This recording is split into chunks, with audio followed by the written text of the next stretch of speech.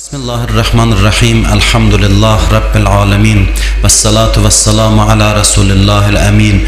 Habibi ilahina ve tabibi nüfusina Ebil Qasimil Mustafa Muhammed.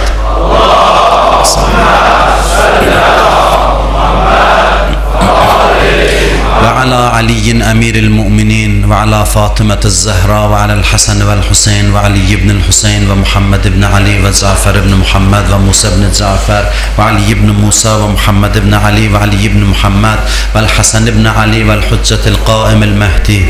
Allahümme salli ala Muhammed salli Muhammed.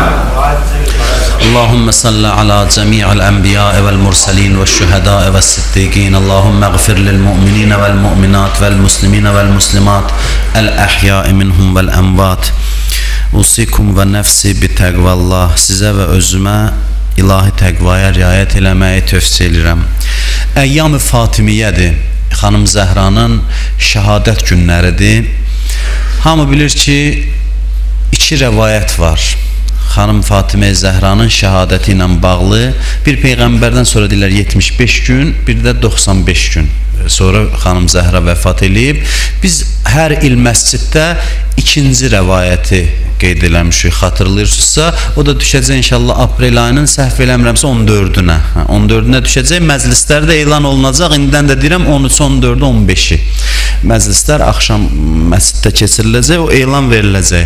Ona görə biz bu rəvayətə əsasən olan şəhadətdən məclis keçirtmədik. Amma mən özümə borc bilirəm ki, bu başlanğıc günlərdir. Bugün bir qısa şəkildə xanım Zəhradan bir hədis oxuyum sizin üçün. İnşallah o məclislərdə də Allah qismət eləsə, ömrümüz olsa 3 gün məclisdə ətraflı Həzrət Zəhranın barəsində, əzəmətli şəxsiyyət haqqında inşallah orada danışacaq. Peyğəmbərimizdən hədisdə buyurur: Fatimətu hiyə siddiqətul kubra və alə ma'rifətiha darətil qurunil ula. Buyurur, Fatimə Siddiqə Kübradır. Siddiqə, siddiq doğru danışan adama deyərlər. Allah tərif eləyəndə də bəzi insanları siddiq adlandırır Quranda. Yəni çox doğrucu insan və onların ən böyüyü Peyğəmbər buyurur xanım Fatimə Zəhradır və buyurur ki, tarix onun mərifəti əsasında cərəyan eləyir. Mən bu sözün tam izahını bugün sizə verə bilməyəcəm, çünki özüm də başa düşmürəm bu sözün tam mənası nədir. O qədər dərin sözdür, amma hədisin şərhində yazırlar ki, deyirlər ki, bütün peyğəmbərlər hamısı Allahla əhd bağladılar ki, öz ümmətlərinə Fatimənin məhəbbətini aşılasınlar. Yəni, bütün peyğəmbərlər xanım Fatimə Zəhranı öz ümmətlərinə tanımaq vəzifəsi daşıyırdılar. Bu, tanıtdırmaq vəzifəsi daşıyırdılar. Bu, Həzrət Zəhranın əzəmətinin bir zərrə cilvəsidir. Əmmar deyir bir gün, Salmana deyir. İkisi də Peyğəmbər səhabəsidir. Əmmarı da tanıyırsınız, Salmanı da tanıyırsınız. İkisi də seçilmiş səhabələrdəndir. İkisi də aqibəti xeyirli oldu. İkisi də çox böyük məqamı var Əhl-i Beytin yanında. Əmmar şəhid oldu, Salman da ki, bilirsiniz ki, imanın deyir 10 dərəcəsi var, Salman 10-cu dərəcədədir. Yəni, ondan o yana da bir insan yox idi səhabələr içində. Bir gün Əmmar Salmana deyir ki, Əla uxbirukə əcəbən, deyir, sənə bir təəccüblü hadisə danışım. Əmmar Salmana deyir,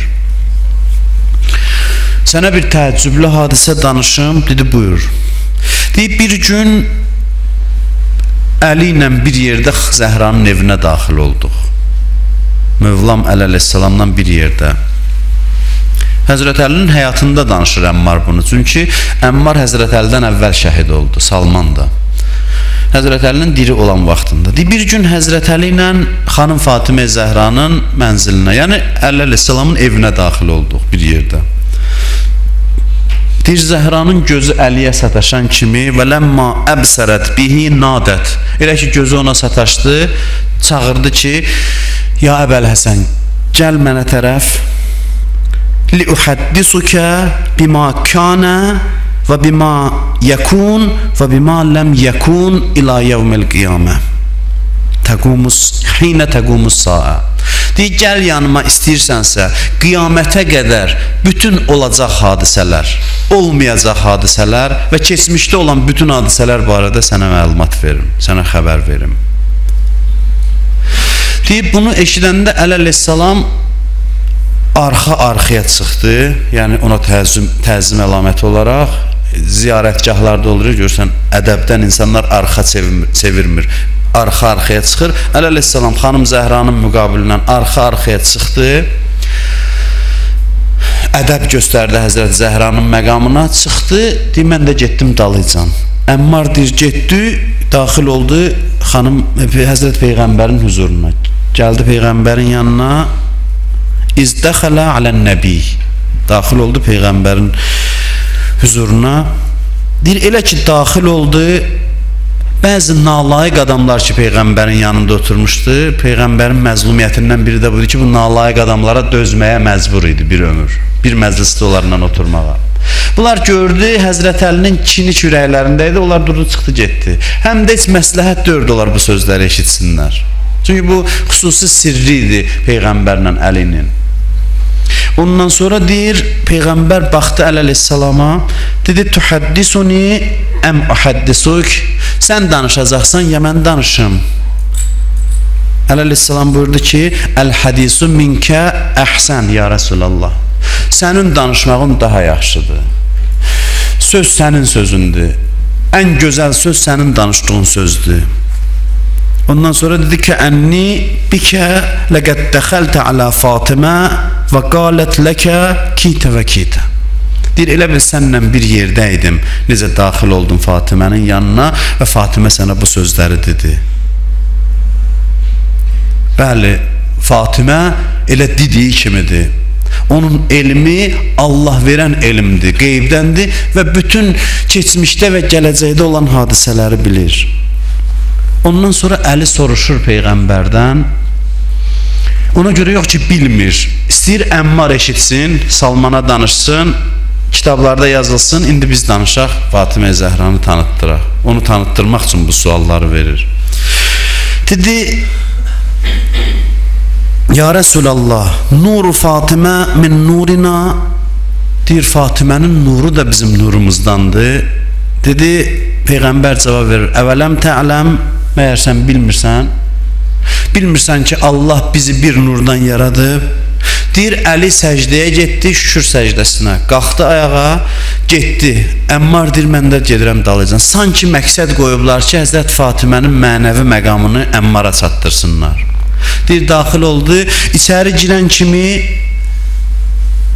xanım Zəhra baxdı Həzrət Əliyə, dedi ki, ənnəkə rəcə'tə ilə əbi, elə bil ki, atamın yanına getdin və mənim məqamımı ondan soruşdun, dediyim sözləri soruşdun. Deyir, bəli, İ'ləm ya Əbəl Həsən, bil,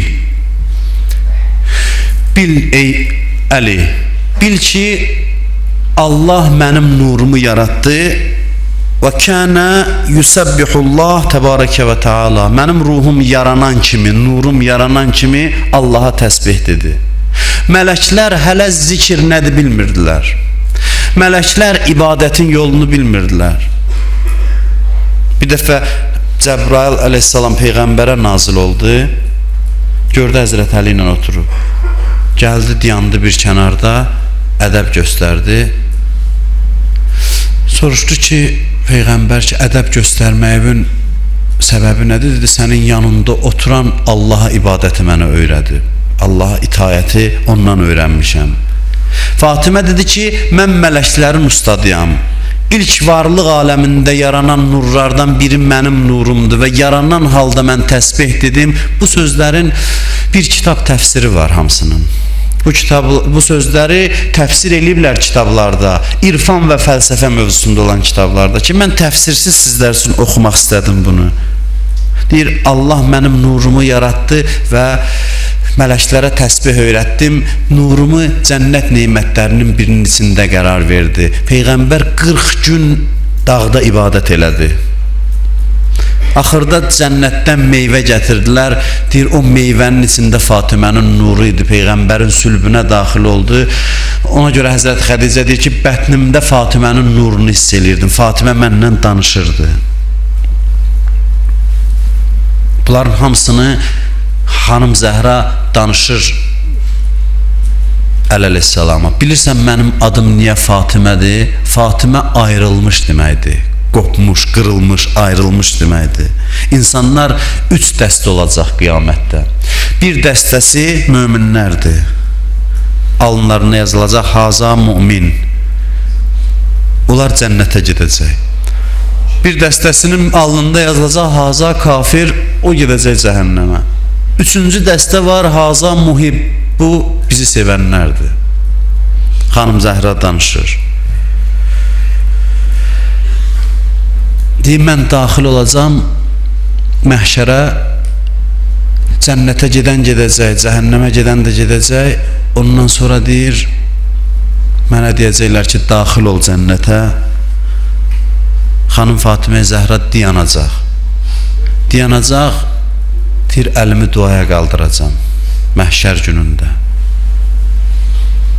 Məhşər günündə əlimi duaya qaldıracam ki, ilahi bəs dostlarımız qaldı. Mən tək necə gedim? Bunlar bizi sevənlərdir, onlar qalıblar, çətinlikdədirlər. Allahdan nida gələcək ki, qayıt və istədiklər və şəfaət elə. Deyir, mən qayıdıb dostlarımızı və dostlarımızın dostlarını özümdən behişdə aparacam, cənnətə aparacam. Və sözümün sonunda bir hədis deyim, sözümü tamamlayayım. O gün ki, Həzrət Zəhra gəlinlik köynəyini ehsan elədi Allah yolunda. Mən eşitməmişəm, tarixdə ikinci belə bir gəlin var ki, yamaqlı köynəkdə bəy evinə gəlin köçsün. Bu bir dənə xanım Fatimə Zəhradır. Yamaqlı paltarda gəldi, Peyğəmbər onu gördü. Dedi, qızım, bu nə vəziyyətdir, sən gəlin köçən gün bu paltarda? Dedi, ata, Allah yolunda verdim. Deyir, bəs bəlkə başqa paltarından verərdin, niyə gəlinlik paltarı? Axı Quranda, ya Rəsulallah, Allah sənə bu ayəni nazil edib, lən tənəlül bir hətta tunfiqu mimma tuhibbun. Yaxşı şeylər özü Allah yolunda verməyincə heç bir yaxşılığa çatmazsınız. Ona görə bu gəlinlik paltarımı verdim. Peyğəmbər sevindi, dillə Cəbrail orada nazil oldu. Və keçən dəfə dedim, dedi Fatimə Peyğəmbərə dedi ki, dinən Fatimə nə istəyirsə Allah ona versin. Ürəyindən nə keçirsə. Xanım biraz düşündü, dedi, ancaq Allahla görüş istəyirəm. Ondan özü ilə görüşmək istəyirəm. Dedi, başqa nə istəyirsən? Onda xanım ağladı. Dedi ki, istəyirəm ki, ümmətin günahkarlarına şəfaət edeyim. Ümmətin günahkarlarına şəfaət edeyim. Deyib, bu ayə nazil oldu Peyğəmbərə, o da təqdim elədi, bir parçanın üstündə təqdim elədi xanım Zəhraya. Kətəbə Rabbukə alə nəfsihir rəhmə. Allah bağışlamağı özünə vacib eləyib Fatimənin duasından sonra. Dillər, xanım Zəhra axır nəfəslərində idi, axır saatlarında. Baxdı Həzrət Əli əleyhissalama, dedi, ya Əbəl Həsən, o parçanı gətir məndən qəbrə qoy, qiyamətdə sənədim olsun. Qiyamətdə, məhşərdə Allah huzurunda dayananda o ayəni sənət kimi göstərəcəm ki, ilahi mənə söz vermişdin ki, mən bu günahkarlara şəfaət eləyəcəm. Əli əleyhissalam üçün çox ağır günlər idi bu günlər. Elə bir Fatiməni itirmişdi. Ona görə də onu qəbrə qoyanda deyir, qəbrin üstündə diyanda ağladı və bu söz dedi. Dedi, la xeyrə bə'dəki fil həyat. Dedi, day səndən sonra yaşamaqda bir xeyir yoxdur. Day Əlinin yaşamasında bir məna yoxdur, bir xeyir yoxdur. Sən həyatımın bütün xeyirlərini özündən apardın. Hər zaman ən ağır günlərində ki, Əli əleyhissalam elə bir günə qalmışdı ki, Əli əleyhissalam deyir ki, küçədə insanlara salam verirdim, salamımın cavabını vermirdilər.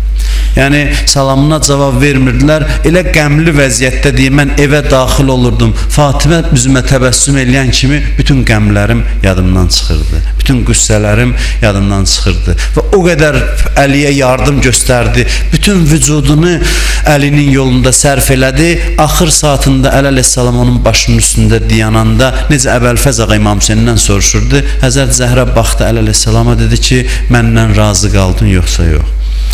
De görüm, məndən razısan yoxsa yox? Deyir, orada Əli əleyhissalam başını aşağı saldı. Dedi, yeri var, mən səndən soruşam. Mən sənin yanında xəcalətliyəm ki, sənə gözümün qabağında bu qədər zülm olundu, mən sənə kömək eləyə bilmədim. Əla lənətullah aləl qavmiz zalimin.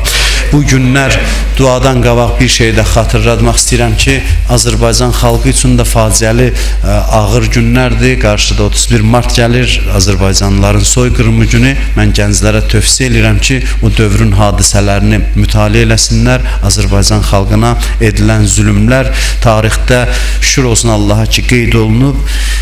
100 minlərlə Azərbaycanlı o hadisələr zamanı İrəvandan ta Bakıya qədər qətlə yetirilib və bizim tarixi abidələrimiz məhv edilib. Həm milli faciəmizdir, həm də dinimizdə ağır olan günlərdir. Allah bizim gələn günlərimizi keçən günlərimizdən xeyirli eləsin inşallah. Allahümmə inna nəsəlükə və nəd'uk bismikəl azimil əzəm əl-əəzzil əcəllil əkrəm və bihaqqi Fatimə və əbiha və bə'liha və bəniha ya Allah, ya Allah, ya Allah, ya Allah, ya Allah, ya Allah, ya Allah, ya Allah, ya Allah, ya Allah. İlahi, əllərimizi naumid qaytarma. Amin deyən dilləri lal öldürmə. Bağışlamamış bizi bu dünyadan aparma. Allah, xəstələrimizə şifa mərhəmət elə. Dünya və axirət bizi xanım Fatimə Zəhradan kənara salma. İzzətin xatirinə izzətimizi əlimizdən alma. Torpaqlarımızın azadlığı üçün canından keçən şəhidlərimizi Kərbəla şəhidləri ilə məşhur elə. İşğal altında olan müsəlman torpaqlarını, Qarabağımızı düşmən tapdağından azad elə.